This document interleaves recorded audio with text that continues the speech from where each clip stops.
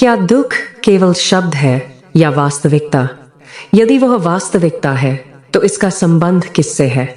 किसी आकार से, अनुभव से या किसी चीज से जो आपके पास है या नहीं है? अगर वह चीज आपके पास है तो आप उसे सुख कहते हैं। यदि वह आपके पास नहीं है तो वह दुख है। यानी जब दुख होता है तो वह किसी स्थिति से संबंधित होता है, वह स्वयं नहीं हो सकता। जैसे भय अपने आप नहीं हो सकता, इसका संबंध किसी व्यक्ति, घटना या भावना से होता है। अब आप दुख के प्रति पूरी तरह से जागरूक हैं, तो क्या वह दुख आपसे अलग है और इसलिए आप क्या निरीक्षक मात्र हैं जो दुख को देख भर रहे हैं, अथवा यह दुख आप ही हैं? जब दुख भोगने वाला निरीक्षक नहीं, तो क्या दुख आपसे भिन्न है? दुख आप ही हैं। आप पीड़ा से अलग नहीं हैं, आप ही पीड़ा हैं। जब आप ही वह हैं, तब क्या होता है?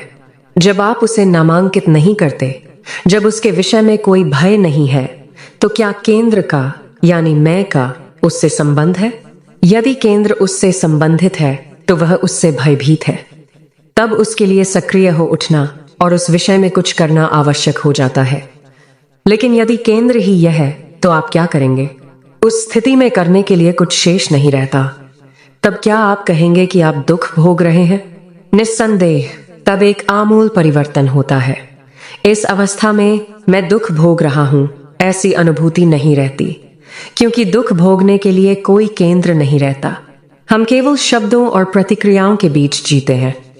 हम कभी यह नहीं कहते, देखें तो कि वह हस्ती क्या है जो दुख भोगती है। दबाव और अनुशासन के जरिए हम इसे नहीं देख पाएंगे।